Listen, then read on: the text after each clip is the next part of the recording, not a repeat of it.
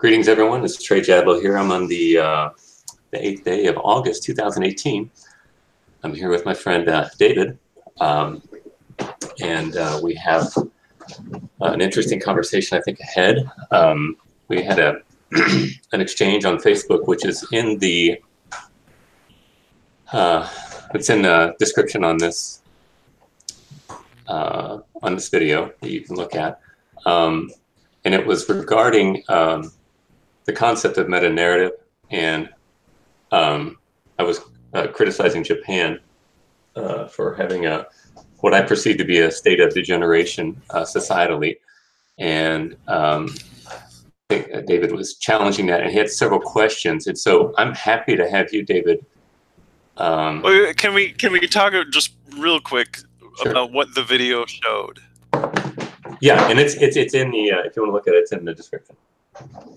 Yeah, but so I mean, it rock paper scissors contest in Japan, and you know it was like a big TV production and everything, and I don't know the history of it or if it had been like if it's an ongoing challenge or competition or whatever, but they made a big of it, and but I mean, it looked like fun. It looked like people were just having a good time, and to me, your whole comment there. I mean, we have all kinds of competitions about who can move a pigskin ball 100 yards across a field the best, and get head injury.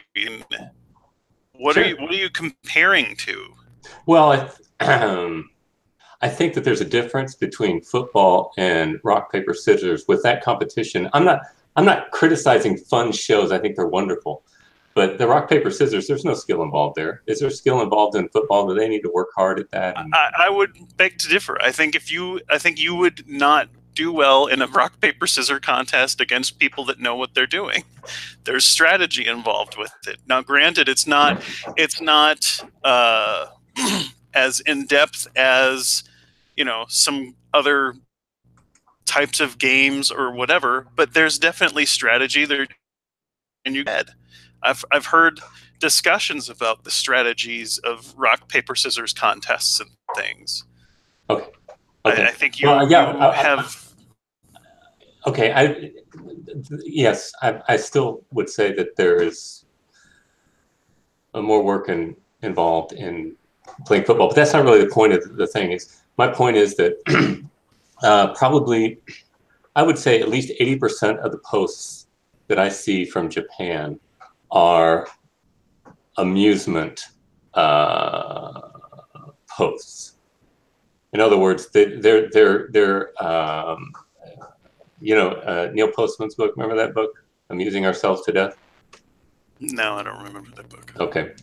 Well, it's basically when you amusement is amuse. It's without thinking. It's just usually it's if it's some who can fart the farthest or who can climb the slimy wall and do the good. And they're fun shows. I actually enjoy watching them, but it just struck me when I saw that Japan is headed for utter destruction, and I linked it to the concept of meta narrative and stated that. You know what? Did I have? That was a different thing that I said there. But I linked it to. I was going to have it in front of me, and I got the wrong one here. I got the newer one that I put on. But basically linking it to the demographic disaster that is headed toward not only Japan but the entire developed world. And Japan is leading. They have a 250% ratio from GDP to or debt to GDP ratio. Which is one of the highest. They have a fertility rate of 1.4, which demographers call the death spiral. It's frighteningly low, and they sell more diapers for adults than they do for babies. In fact, I think about now they have one baby born. They will in 2 years. One baby will be born for every person that turns 100. And there's an meta narrative. You're saying? I'm sorry. And you're saying your argument is that it's if they had a meta narrative, then it is. Yes, it's primarily a loss of meta narrative. And you know what? Can I screen share So something here? yeah, go ahead. Okay, let me see if I can get this. Tony, can you help me? I asked my son to help me because my computer. All right, do I do Hi, Tony. that? Yeah. Tony, he says hi. Oh. Can you say hi? How you doing? He can't hear you. Right. I've got to. That's Okay, okay, yeah. now I need to go here. Is this right, bud? Yeah. Then just right there is fine. And do I hit share? You're already sharing. Can you see it, David? Yes. Well, Go back to that. okay, so if you'll see here, it says the top 10. This is a 2012 Gallup poll, and it's the top 10 atheist population. And I know that Joseph, can't think of it, Caldwell, I think, was saying that, you know, Japan is religious or they have a meta-narrative and stuff.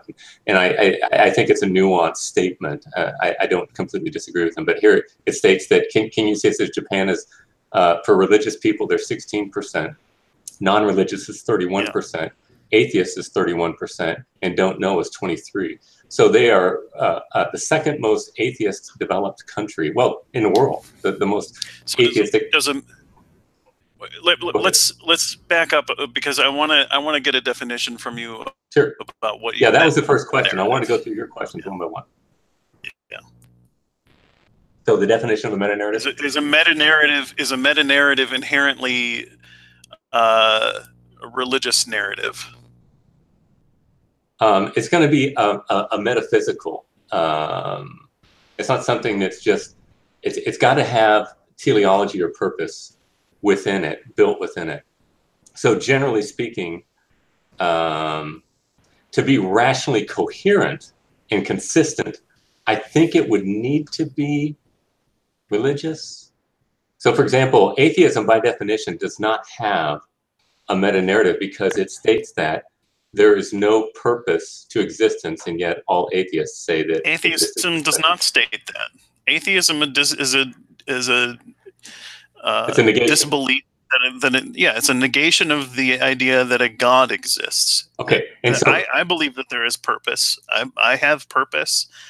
My family has purpose. Okay, so you're objectively valuable. No, there's no such thing as a objective value. So the subjective value that you have is a lie, is what you're saying. You just you pretend there is, but it's not really true. It's not objectively true. It is objectively true that I have the value. Right, but it doesn't correspond to reality objectively, right? Does your desire to eat ice cream objectively, or you know, whatever, name your preference, whatever preference you may have subjectively, does that mean that it's a lie? No, I'm not talking about my preference. I'm talking about my statement about reality. You have a statement about reality. You said that reality really matters to me. Is that correct? To me as an individual, I don't know what it means that reality matters. It's what I experience. Yeah, your experience matters to you. Certainly, that's all I have. Okay, good. Now, is that experience that you have, is it really true from the big picture perspective? Objectively speaking. In what sense? It's true that I experience right. this. And let me say this: are you determined to value? I would say yes. I believe that I am. Yes. Okay, so you are determined indeterminately to determine that value exists or existence. You're mincing words now. No, I'm not. Yes, you are. How do you justify value unintentionally? I don't have to. What do you mean? How do I justify it? How did you come? How did you determine? I can provide an explanation of it if that's what you mean. Okay, I mean, go ahead. You haven't done it. I've never heard an atheist do it. It's what is. We've gone over these things. Oh, it just is. That's I'm sorry. You're not giving a reason. You're just saying that's just the way it is. It is a statement of fact. It is a fact that I value. Right. A variety of different things. And it's also a fact that it's not objectively true that you are valuable. It is absolutely objectively true that I value the things that I value. Yes, but are you a valuable person? I am to me, and I am subjectively to my family and to other people that I know and care about. Okay, but it's not true, right? It, it is true. It is subjectively true. Just like it is subjectively true that you like the food, whatever your food you're eating right now. Do you like that food? Yes, but I'm not making a statement about reality Okay, from the food. it is objectively true that you like that food. It is objectively true that I enjoy food, but that's not the same. That's not what I'm talking about. Is it objectively true that you have been determined to like the food that you like? Yes. Okay. And how did I become determined to value? That's the question. I would say my explanation of that would be through the process of evolution. Evolution doesn't value. And genetics. It doesn't have to. Evolution is genetics, basically. It's just temporal descent with genetic modification, which is affected by natural selection and historical contingencies. So, I mean, that's not giving an answer. That's just basically saying, well, it's just convenient for me to say that, therefore it's true. It's not a nation. I mean, it's like, how did the water get from this high point through the water table, or I mean, through the, what do they call it? The, not the water table, but the watershed, down through to the river, That's just a description of physical movement, David. That's not an explanation. Evolution is a description of what has happened given the evidence that we have. Okay, does evolution have an efficient cause? Evolution is a fact of matter. I mean, it's the way things are. Does the water cycle have an efficient cause? Well, it has to have. Water is impersonal, so water is not teleological. Evolution is impersonal and not teleological. Are you teleological? Yes. Okay, so in some sense. How can non-teleology and desire teleology? The same way we've gone through this before too. The same way the ingredients of a cake that do not in themselves possess the quality of sponginess can give rise to a cake that does have the quality of sponginess. No, those principles. Have ingredients that do not have the qualities can combine and give rise to a quality in some new thing that is produced out of a process. No, you're not understanding the principle of proportionate causality. You are special. Did you study this in school at all? You are no. You are special. No, you don't know what you're talking about. Other things can do this, but teleology for some reason can't. Spongy cake develops philosophical society? Not to my knowledge. Proportionate causality. That. A Gary Sequitur essay, huh? Go ahead. Something's action must follow its being. You can't just say, "Oh, anything can do anything." Okay. No, so immaterial matter does not value things. Millions of years of evolution, and the process. Oh, that's it, because it takes a long time. Therefore, it can value slowly. It has occurred. You understand that other animals besides human beings have intentionality, right? They are purposers. Yes. That's exactly okay. Yes, they do. Right, but there are some animals that do not, right? Like what? Let's say a sea star, a starfish. I think a sea star has a tendency, it's determined to survive. Does it purpose to survive? Does it intend to survive? I don't think it thinks in abstraction. That differentiates us from the animal kingdom, but it does have. Well, it does have teleology. There are animals that do have some cognition towards a purpose, towards a goal, right? A starfish, I would say. And a starfish does not. Well, the starfish is determined toward a goal, though, and it is teleological. Yes, but that doesn't mean that it's cognizing. That doesn't mean that it is. No, I grant you that. But I'm not sure why you even bring this point up. What does that have to do with anything? Because there are gradations of intentionality, and we don't have. Yes, I see that. We who have. Hold on, listen to me. Okay. We who have the property of some volition, the capacity to intend to do things, we can't grant that to a starfish, right?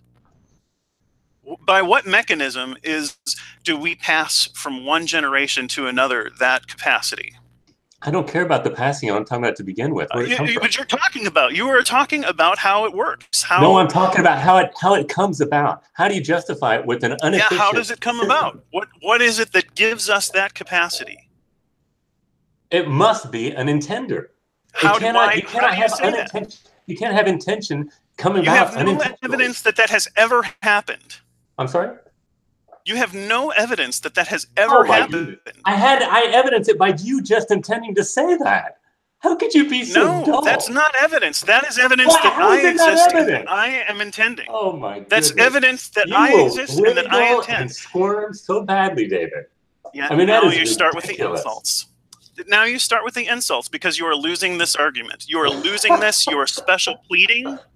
And now here comes the laughter.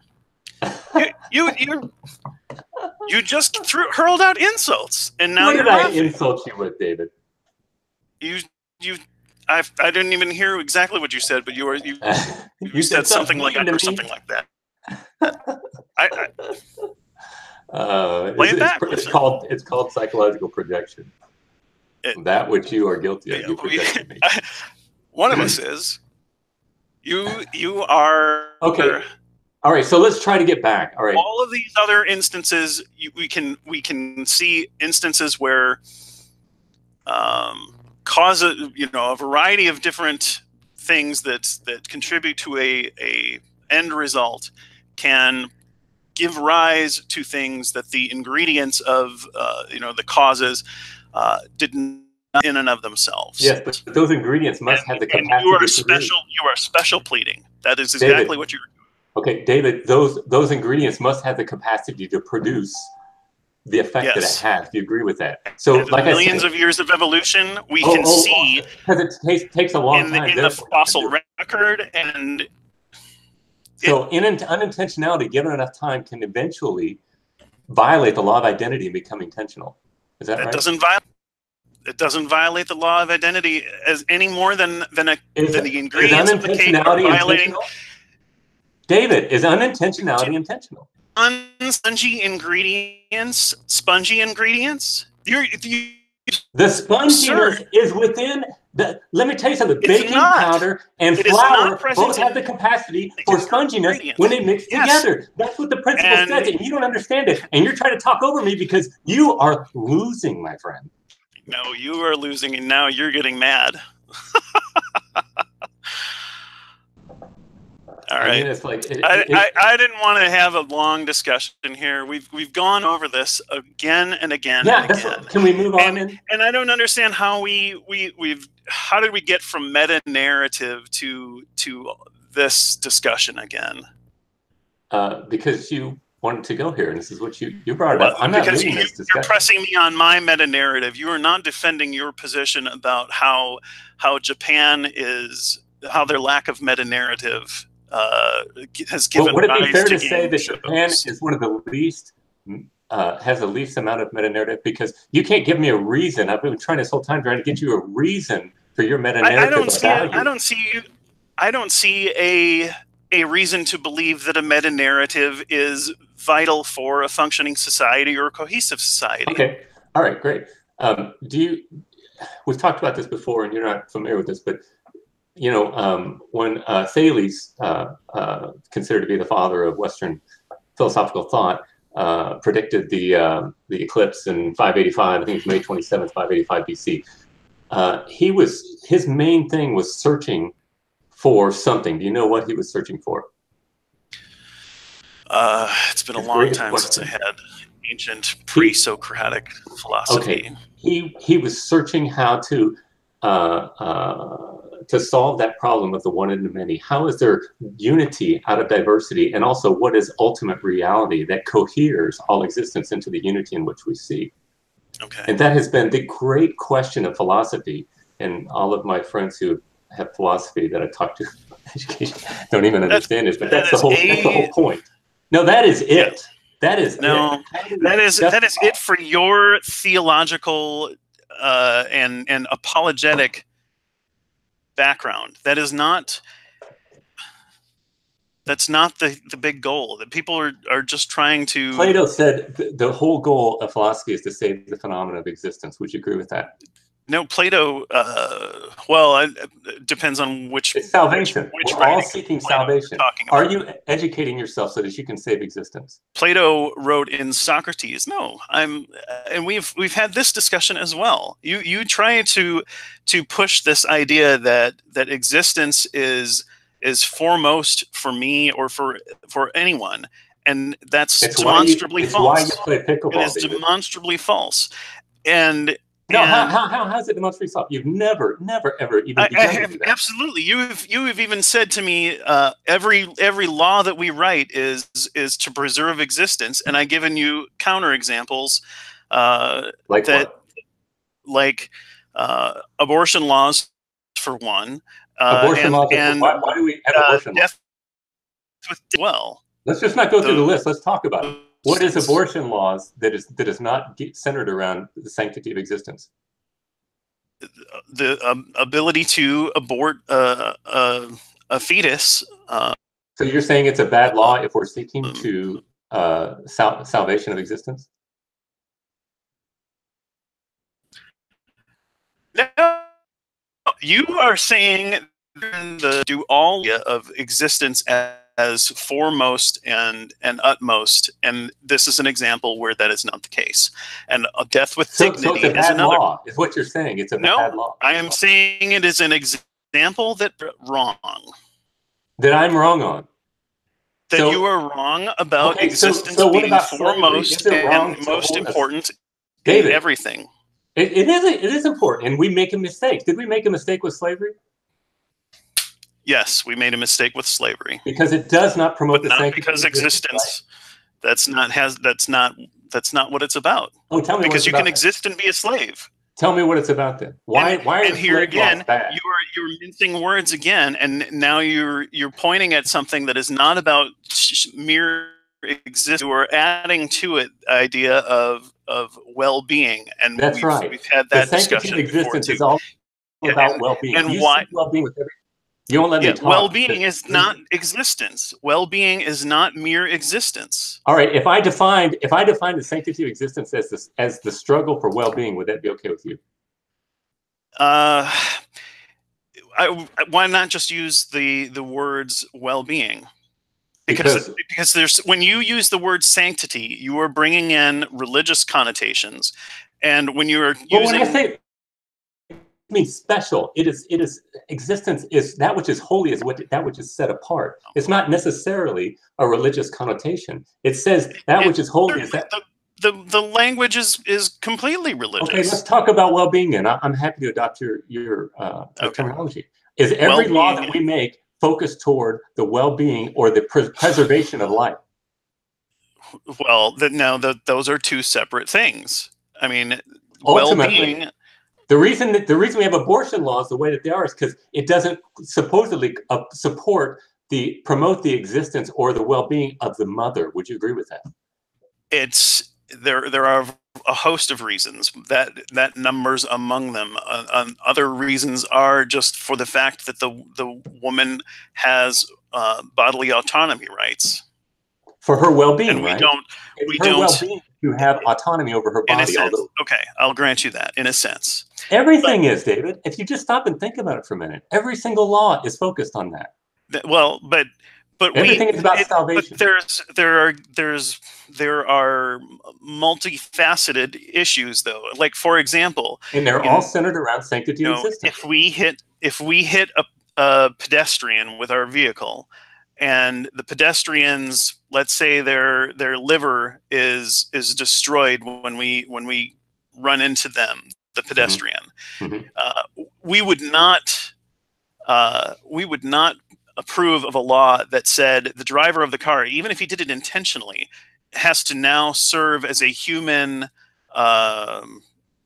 What's the machine that dialysis? Dialysis. Yes, you couldn't force that person to and burden that person. Right.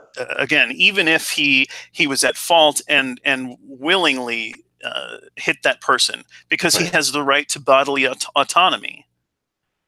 Right, and even if his it means autonomy is for the salvation, or I'm sorry, what's the word you want? For the well-being of the person who did the offense, right? It's the same thing, David. And just because we have a law doesn't necessarily mean it corresponds to the well-being overall. Like I said, we've made many bad laws in the past, and we have had bad laws. Granted, I'm sorry. Yeah. I agree. Yeah. So, but the driving force is always toward the well-being of humanity and the salvation of our lives. Again, salvation is. I mean that in a heavily weighted. You can take that with like Plato said, the salvation. The salvation for you, salvation is merely temporal. It's only in this life, but it is salvation. When you say you saved somebody from the pool who's drowning, you say, "Uh-oh, religious connotation. Do not use that word." Because there's a difference. I don't call it salvation. I call it I rescued Saving. or I saved, and in a sense that is What's akin to rescue. I'm not talking about salvation, which has connotations of soul and. If you could come up with some way to make life go on. There's a reason you're using the words that you're using. You're using it because you're trying to smuggle in religious connotations. Okay, what word would you like rather than salvation? I'm happy with well-being, and I'm happy with rescue or something. But okay, rescue. That's okay. I'm fine with that, David. Okay. But we're all seeking the same thing, though. And the question is, why are we doing that when it doesn't really matter? That's my point. It matters to us individually. And I'm saying why? Because when it doesn't matter to us, we don't end up surviving. I mean, and it is what it is. But that's how evolution weeds out the people that don't have, and the individuals, be they human beings or other animals. If they don't have a will to survive, they don't typically produce offspring. Okay, so evolution is goal-oriented? I'm sorry? Is evolution goal-oriented? No, that's just the end result. Okay, so it's like when you have a sieve and it sifts the things that that are smaller than the holes. That's what it does. Or when you have sand and pebbles in a jar of water and you shake it, the sand sorts to the bottom. It's just that's what happens. Yes, but it don't have a goal. Okay, so what is teleonomy then? You've used that word, and I know I've heard it before, it's a Darwinian term. Okay. And it means teleonomy means purpose in the short term. How can you have purpose?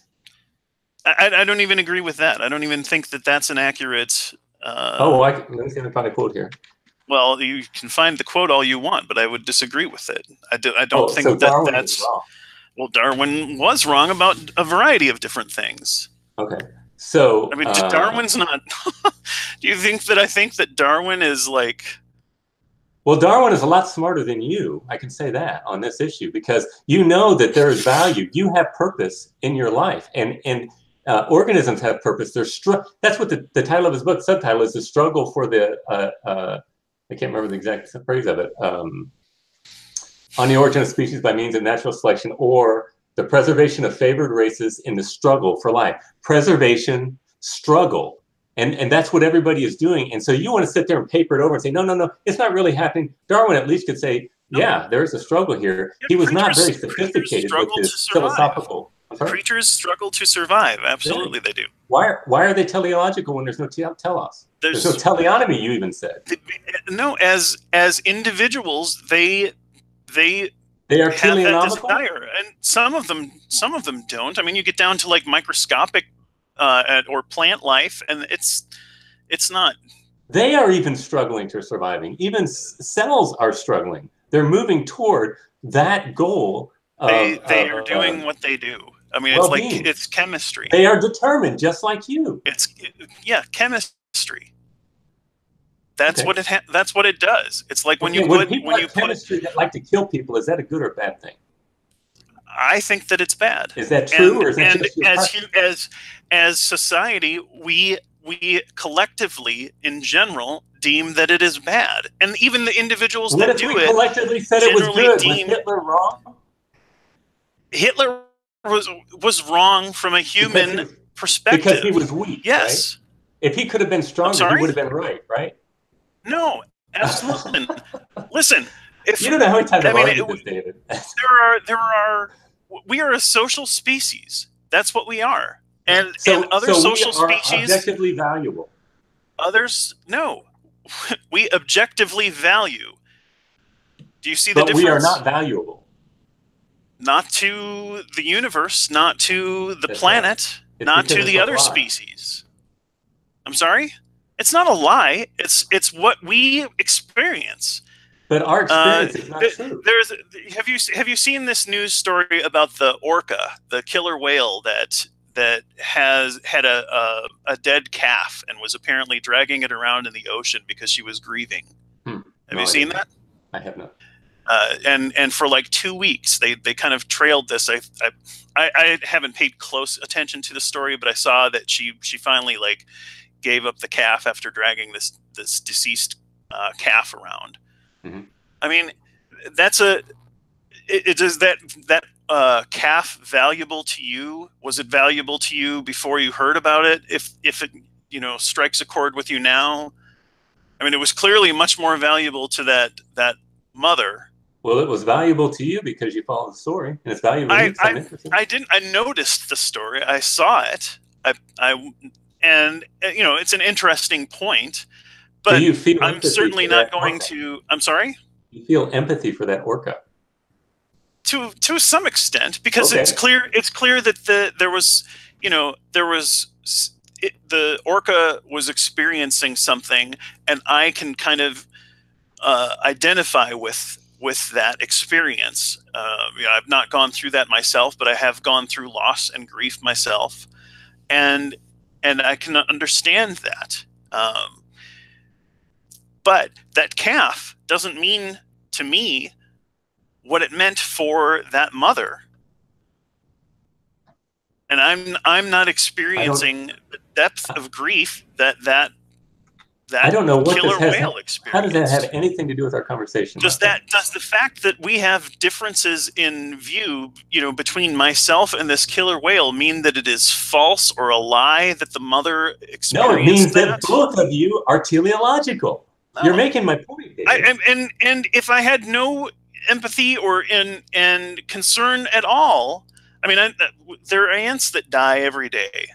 I really don't. It doesn't matter. Empathize. Are you the type of being that empathizes? That's the point.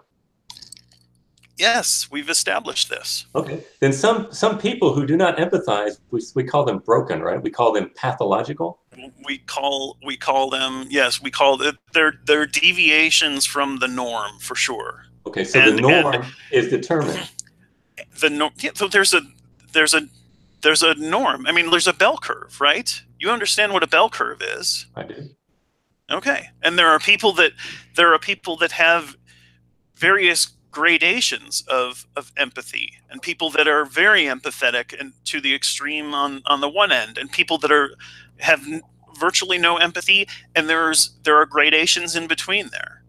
So what does that have to do with anything? It's just, if they don't have any empathy, we call them sociopaths, right? Right, exactly. Socially pathological, sick.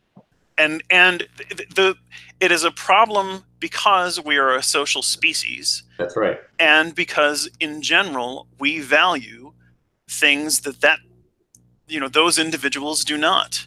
There are something like, I looked this up the other day because I was there was a story, I think it was on This American Life on NPR or public radio anyway, but they had a little girl that these parents had, and she was like 3 or 4 years old when her baby brother was born, and she was prone to drawing pictures of weapons and blood and all of these things, and at one point had tried to kill her baby brother.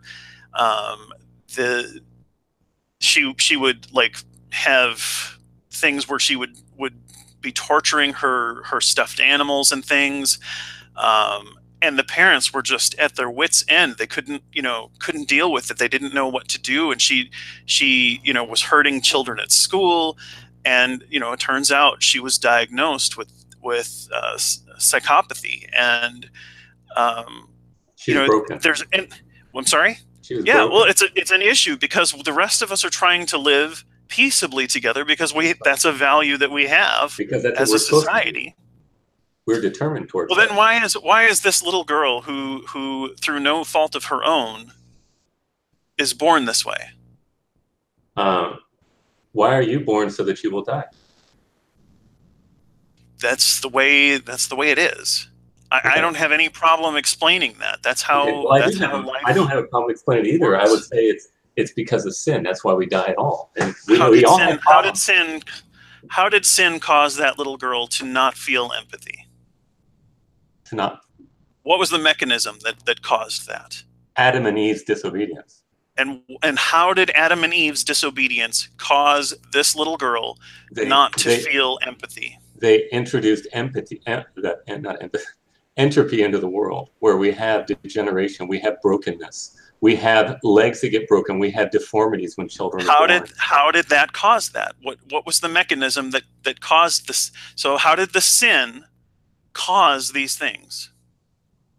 I don't know the biology. So it's a just story.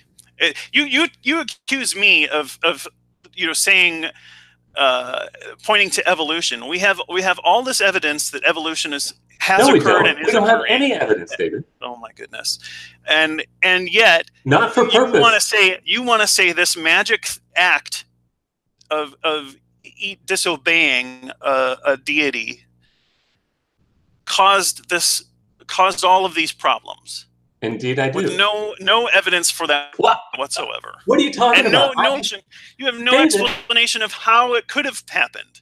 I don't know the exact mechanism of how it does within us, but I know this, David, that I have a creator, which you have lost every exchange we've had on that, and we know that we are not right. Yeah, there you go. Call yourself the winner. That's fair, isn't it? Anybody can watch them. I've got my own. And look at the comments. Look at the comments on all of your videos. Comments are by all of your compatriots. Okay, so all of the people who have watched your videos think that you are losing, think that you are making bad, fallacious arguments, and yet you're the winner.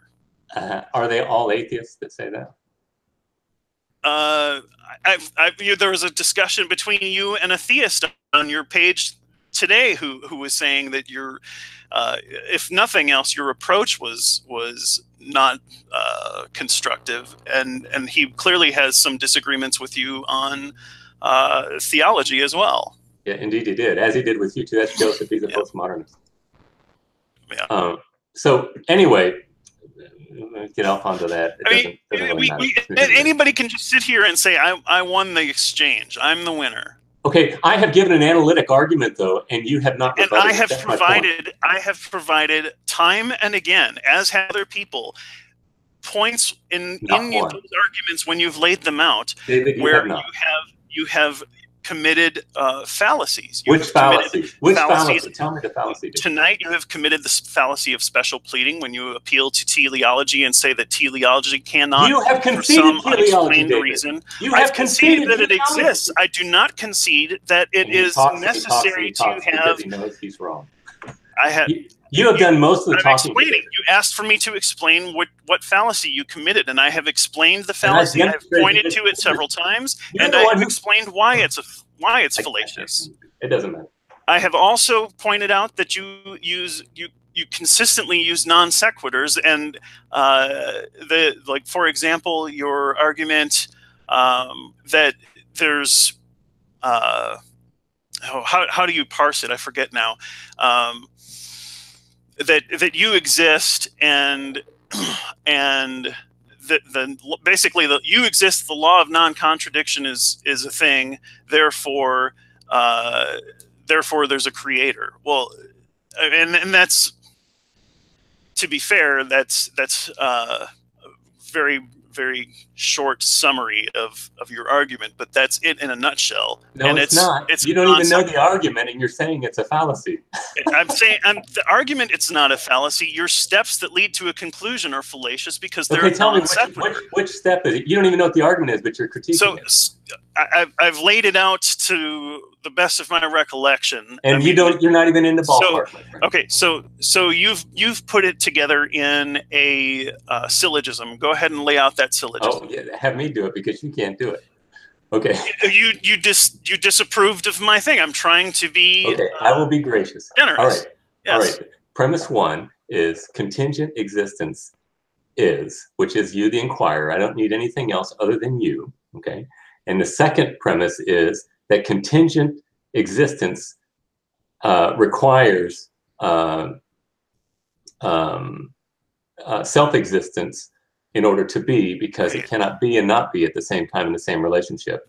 In other words, an effect exists, therefore a cause must exist. Therefore, self-existence must be by way of modus ponens. Yeah, and so in the law of non-contradiction. So the second premise, you have to demonstrate that contingency requires necessity. Potential being cannot exist. It's dependent existence is dependent. It's not independent. Do you agree demonstrate with that? All we have is contingent examples. That's all there is. Okay, that's so is contingency dependent? We've ever seen. David, is contingent existence dependent? Yes. And every contingent example that we have is dependent on another contingent example. And so you have an infinite regress of dependence without anything. I don't know. I don't know, but that's all we can say. Until you can provide an example of a necessary being, you are simply saying, I have an answer, and this is what it is. Do you agree that contingent there's no evidence is not self-existent? I'm sorry? Do you agree that contingent existence is not self-existent? Of course, by definition. Okay, well, there we go. The law of identity. Wow, that's wonderful. That's just like the law of identity does not support you. Just like you have got these things in your head because you have been listening to this small contingency of apologists, and they're just flat wrong. But you haven't demonstrated, David. You haven't demonstrated what you were arguing. You haven't demonstrated. You have stated it. This is the Ipsy. It doesn't matter. It doesn't matter what I say. It does. You assert without support. Yeah. Okay. Okay. All right. It's 8 o'clock. What's that? Okay. All right. We can move. We're not getting anywhere, David. We never even really talked about the issue. Yeah, I know, and we've gone round and round in these same circles. I know, and I don't think we'll ever go because somebody doesn't want to move. But that's fine. I'm not interested. I'm willing to move. You've got to come with new material, though, Trey. Okay. It's something that you can. It's not impressive. Okay. All right. Well, I think how many people have been convinced by your argument? Well, quite a few. Particularly Christians. Yeah. Okay. So understanding. You have not persuaded anyone that doesn't already believe. Well, sure I have. Every time I've had an exchange, I have not been rebutted, and whether my opponent accepts it or not is not. I just rebutted you. I've done it every single time. I have pointed to the flaws in your argument. Yeah. Every single time. And everybody else that I've ever seen, even some of these recent guys that I've seen you, that don't have philosophical training and things, they point to these same issues because they're glaring. Yeah, they're not glaring, David. You've not made it. You've not even made a dent in the wall. That's good to hear. Okay, but that's fine. I'm not interested in forcing you to be logical. But if you want to live in your world, that's fine. I'll tell you what. You find a philosophy professor that is making the arguments as you make them, and direct me to him because I have already, David. Have you gone to Ed Facer? I'm sorry? Ed Facer, have you gone to him? Yeah, you sent me a link one time, and I explained that he was doing a lot of the same things, special You pleading, don't know what you're and talking about.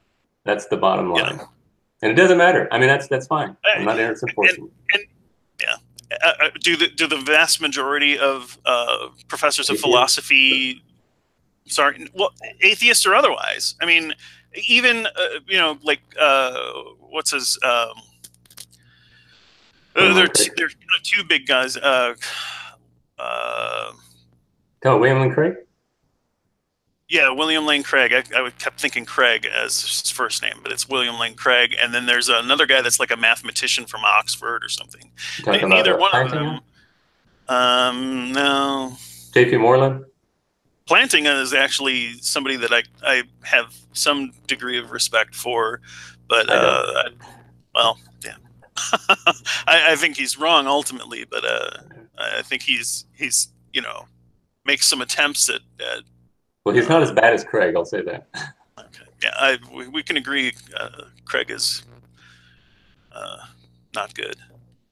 Anyway. Okay, David. Anyway. Well, I'll let you go. All And right. Thanks for entertaining me. And I wish we could have made a little more progress, but All right. you're always a good chap, and we have heated discussion, but always remain generally overall cordial. So I appreciate that. Yes, sir. All right. Okay. We'll see you later. All right. Bye. Bye.